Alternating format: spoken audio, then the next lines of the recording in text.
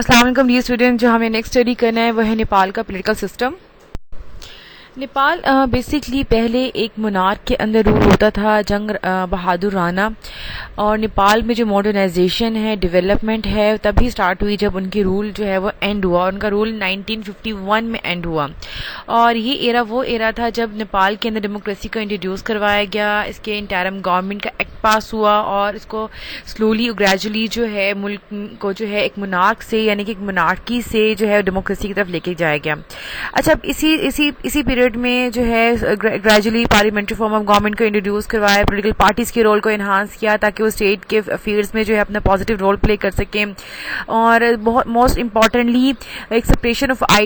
Of power का जो idea है वो इंट्रोड्यूस करवाया गया, जैसे कि मालदीव्स में था, जैसे कि यूएसए में है कि 3 ऑर्गन जो गवर्नमेंट के होते हैं वो तीनों अलग अलग अपने अपने स्फीयर में काम करते हैं। यही चीज जो है वो जो है नेपाल में भी इंट्रोड्यूस करवाई गई। और इसी तरह से जो लेजिस्लेचर था, एग्जीक्यूटिव, उसको एक हाई अथॉरिटी बनाएगी कि उसने स्टेट के अफेयर्स को चलाना है, उसको ज़्यादा एम्पावर किया गया। जुडिशरी के सिस्टम को जो है वो फुली जो है वो इम्प्लीमेंट किया गया। जो हमने आज के लेक्चर में जो है डिटेल में हमने स्टडी करना है कि नेपाल में लेजिस्लेचर के क्या फंक्शन है या उसकी फॉर्मेशन क्या है, एग्जीक्यूटिव की फॉर्मेशन क्या है और जुडिशरी की फॉर्मेशन क्या है। जब हम 1950s की बात करते हैं नेपाल की, तो ये 1950s का जो ईयर है बहुत इंपॉर्टेंट है, स्पेशली 1956 से 61 का, जब उन्होंने 5 ईयर प्लान दिया और इसमें डेवलपमेंट प्रोग्राम्स को इंट्रोड्यूस करवाया गया, डिफरेंट बजट दिए गए, पार्लियामेंट्री सिस्टम को इंट्रोड्यूस करवाया गया। जैसे मैंने पहले बताया, पॉलिटिकल सिस्टम को जो है वो प्रैक्टिकली जो है उनकी पॉलिटिकल सिस्टम को, पॉलिटिकल पार्टीज के सिस्टम को जो है वो इंट्रोड्यूस करवाया गया ताकि स्टेट के अफेयर्स में एक ये पार्टीज जो है वो एक पॉजिटिव रोल जो है वो प्ले कर सकें। नंबर 1, अगर हम एग्जीक्यूटिव की बात करें तो प्रेसिडेंट के पास तमाम रिस्पॉन्सिबिलिटी है कि वो कॉन्स्टिट्यूशन को जो है वो प्रोटेक्ट करें। वही हेड ऑफ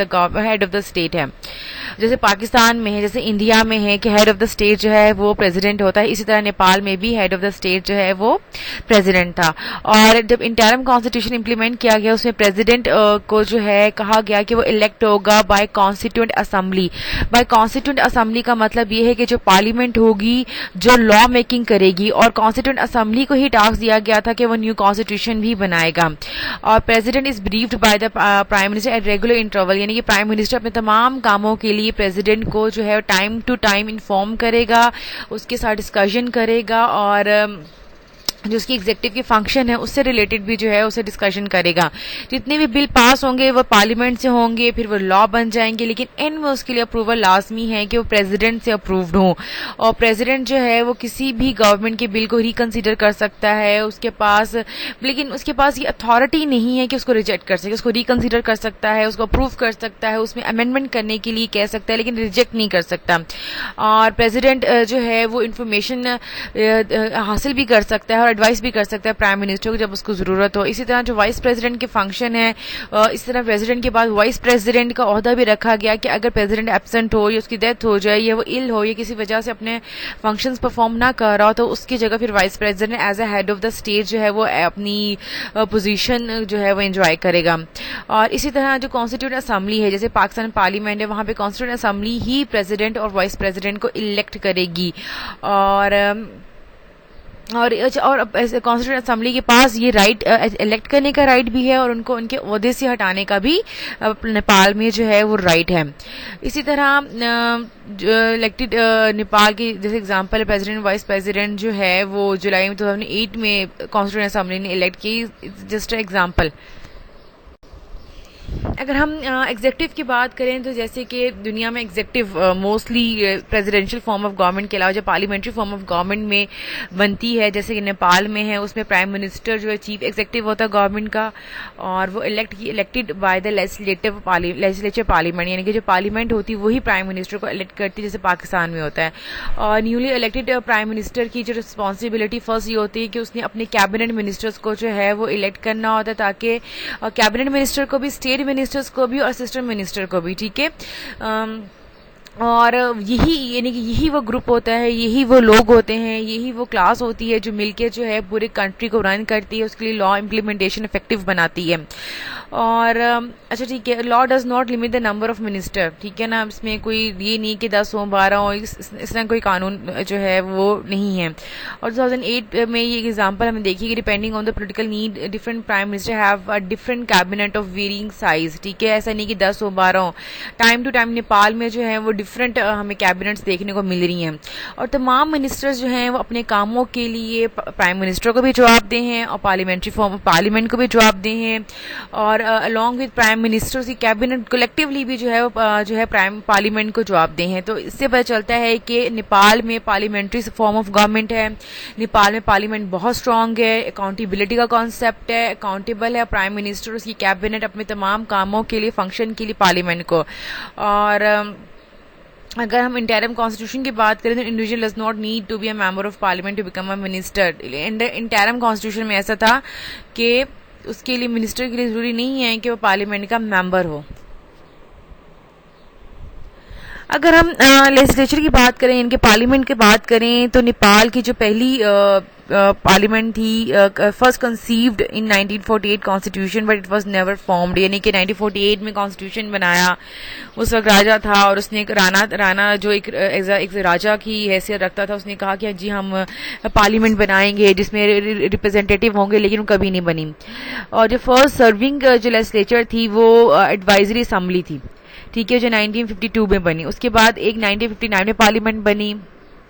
उसके बाद राष्ट्रीय पंचायत 1962 में बनी, अपनी उनके जुबान का वर्ड है। फिर एक हाउस ऑफ रिप्रेजेंटेटिव बनी 1991 में।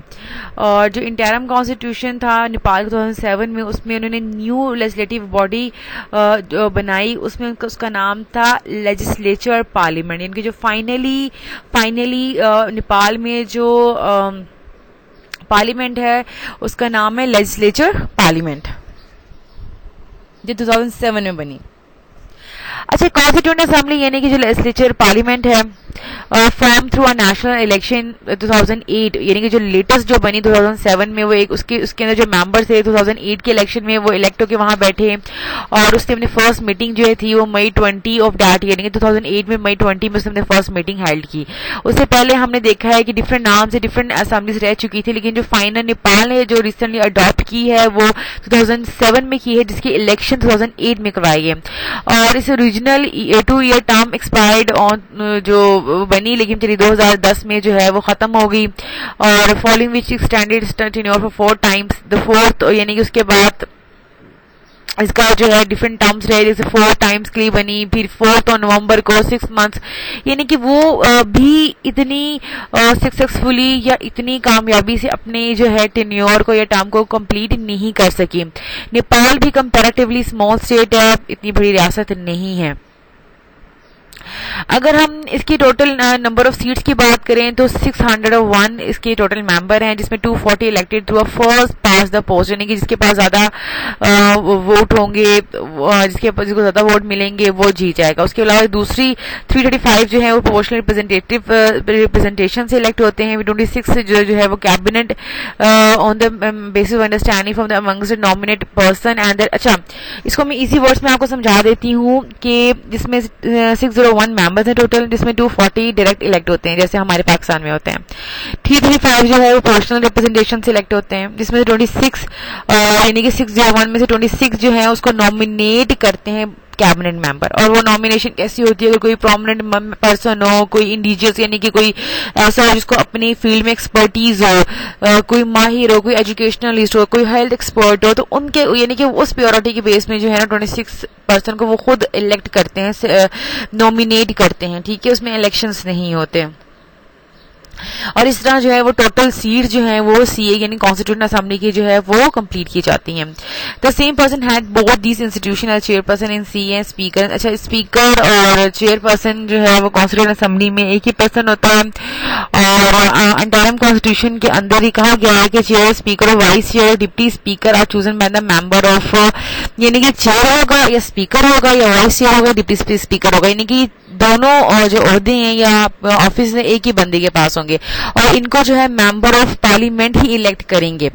ठीक है, चाहे वो फॉर्मल इलेक्शन करवा ले पार्लियामेंट के अंदर या वो एक पॉलिटिकल अंडरस्टैंडिंग के साथ, यानी कि ठीक है हम समझते हैं इस बंदे को होना चाहिए, खुद से वो एक बंदे को इलेक्ट कर लें या इलेक्शन करवा लें। इलेक्शन में होता है कि आपके पास 2 से 3 चॉइसेस होती हैं, अगर आपने खुद अपनी अंडरस्टैंडिंग से करना तो आपके पास डेफिनेटली एक ही चॉइस होती है, आप उसी को जो है ना प्रेफर करते हैं। अच्छा, वाइस चेयरमैन या डिप्टी स्पीकर जो है वो अगर चेयरमैन जो है अपनी सीट पे एब्सेंट होगा या वो प्रेजेंट नहीं होगा तो उसकी जगह जो है वाइस चेयरमैन या डिप्टी स्पीकर जो है वो सेशन को जो है वो हेल्ड करेगा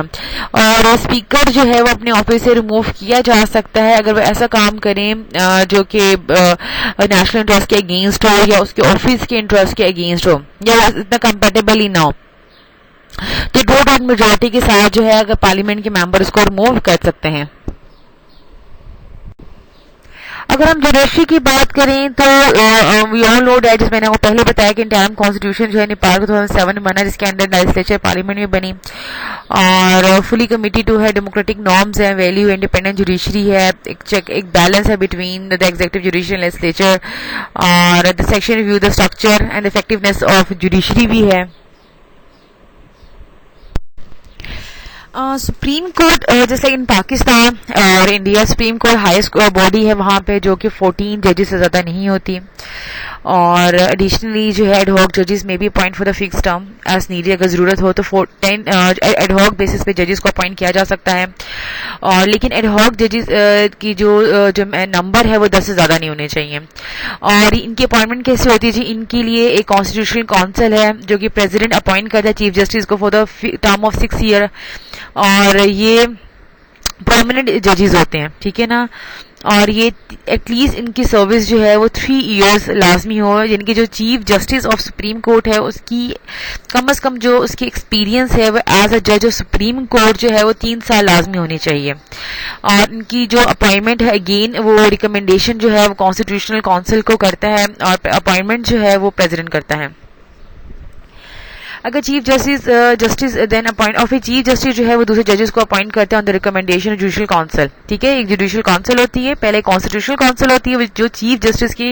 अपॉइंटमेंट के लिए जो हेल्प आउट करता है प्रेसिडेंट को और chief justice of supreme court के लिए लाजमी क्योंकि उसने एज अ जज of supreme court 3 year at least उसकी सर्विस लाजमी हो।